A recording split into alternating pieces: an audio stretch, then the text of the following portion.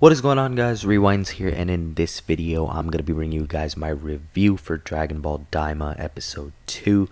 So this was more of, I feel like, a build up lore expansion kind of episode, more so setting up things that are to come in episode 3 and on. Overall, I do want to say that I did enjoy it. I hope you guys did too. Definitely let me know what you thought of it in the comments below. But let's talk about what happened in this episode.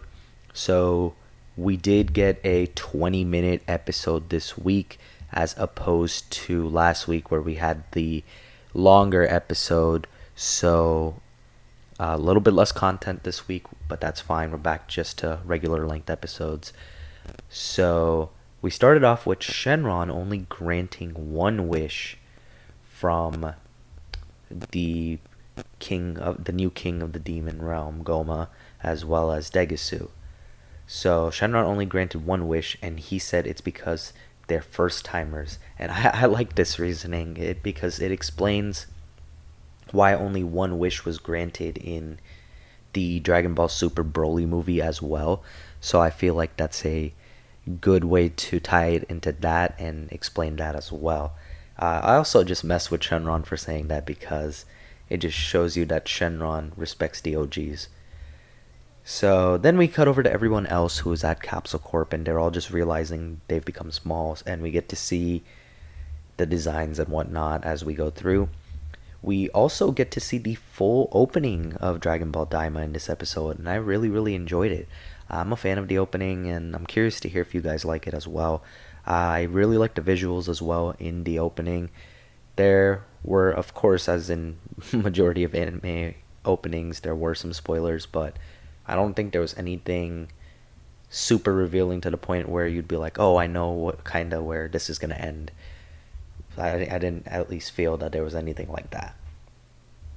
So after the opening's done, Goma is pretty much mad that he didn't get more wishes.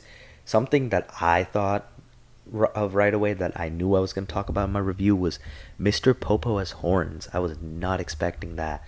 And Mr. Popo is, an OG character, and Mr. Popo is also a character that's been memed to death as well, just because of his strength, especially with the scenes Mr. Popo had against Goten and Trunks in the Buu Saga. I know people would crack jokes about that. So pretty much, the people of the Demon Realm kidnapped Dende, who's a kid now, to prevent the usage of the Dragon Balls again on Earth, so nothing can be reverted. And then we get to see more of the kid designs for all the characters, and some of the ones that I thought were pretty cool to see were Mr. Satan's and Master Roshi especially. I really like how they showed off Master Roshi in the episode, and Master Roshi was still in character, so it was pretty funny to see. Later we have Kibito actually ends up transporting himself as well as Goku, Piccolo, and the Supreme Kai as well, all to the lookout. And that's when Mr. Popo tells them that the people that came were from the Demon Realm. And one of the people that was here was the Supreme Kai of the Demon Realm, being Degisu. So that pretty much confirms that he is the Supreme Kai of there. I feel like we could have guessed that, but we knew from last chapter that he was related to Shin, the Supreme Kai, but we didn't know if he was the Supreme Kai of the Demon Realm or if he was just someone related to him that was just hanging around the Demon Realm. Piccolo actually knows about the Namekian Neva, which I feel like might come as a surprise to some people, but I don't think so. If it was just Piccolo and Kami, I can see why some people wouldn't think it's the greatest bit of writing. That'd be a little more questionable, but we got to remember that Piccolo also fused with Nail, and Nail spent time on planet Namek with a bunch of others, so he probably heard of Neva through a lot of legends and folktale, or not even legends per se, but just through some of his ancestors. He probably got to hear a little bit. So hearing about Neva is definitely something I think that came from Nail, at least from the Piccolo end. Kibito is told to go to the Supreme Kai world, where he goes and he brings back a spaceship from there. It ends up not working, so Goku actually suggests Bulma to come fix it. Smart suggestion by Goku there. And see, we need moments like this. This is where I feel like some people want Goku to stay a little more consistent like this as a character, because Goku had a few moments in Super, more so like the comedic ones where he would be like especially extra dumb, and I know some people didn't enjoy that. I feel like most of the time I didn't have a problem with Goku in Super, but I do agree they should have done a lot more showing off his serious side, in my opinion. So this was at least showing that he was smart enough to think that, which I'd sure hope so, because Bulma is one of Goku's childhood best friends. So yeah. So meanwhile, Goku and Piccolo are trying to fly, and they are struggling due to the imbalance of weight that they're used to. We then flash forward 2 days, and Goku's now used to flying, but he's not used to a smaller reach of attack, which gets him thinking, and I like how they connect this to what's about to come. So, before I talk about that part, it is also revealed that most people with pointy ears are from the demon realm, but not necessarily all of them. It eventually became forbidden to travel from the demon realm without permission after many left in the past. So now you need permission to travel from there and back. So I like this lore that we're getting in this episode. I feel like this was a good lore expanding episode, and I'm a fan of that because I do like the Dragon Ball world. Meanwhile, now back to the Goku point, Goku actually visits Korin and asks him where the power pole he had went. And this is a good question, because the lookout, from at least what we understand, Dragon Ball Super moves around at certain times of the year. At least that's what Dende was doing at that point. Maybe that was a change that happened a little more later on, but at this point, the lookout is right by the Korin Tower, where it usually is, and the power pole is not there.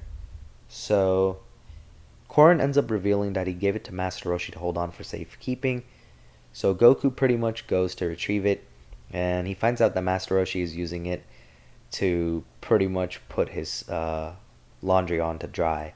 So, classic Dragon Ball thing to use an item like that in a funny manner.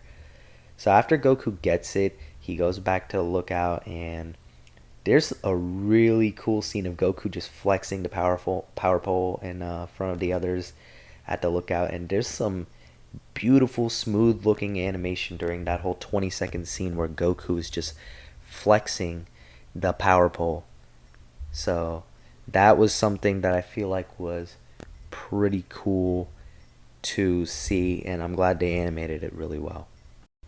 After that, Piccolo pretty much reveals that the Nameks left the demon realm probably because they don't like to be ruled. So that kind of gave us an explanation on why the Namekians aren't really around in the demon realm anymore, with the exception of Neva.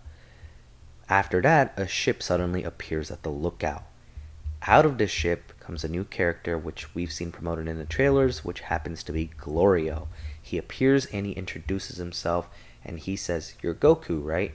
He says that he has a request, and he says that for Goku to come to the demon realm and to help him take down King Goma. Goku ultimately ends up saying yes to this, and Supreme Kai is questioning how Glorio even knows about Goku and all that. And Glorio says he knows Goku because of the king of the third demon world, who ended up watching his battle against Majin Buu on a magic monitor. So that gives us an explanation there, but Supreme Kai is still suspicious of Glorio, so he says that he shall go on this journey too, but it's more so, rather than the suspicion, it's more so because his brother Degasu is involved in this situation.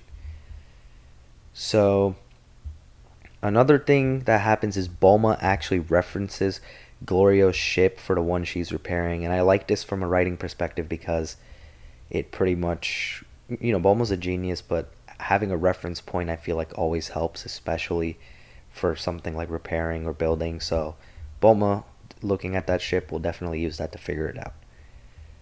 So then pretty much near the end of the episode, they're getting ready to head out, but the ship only holds 3 people.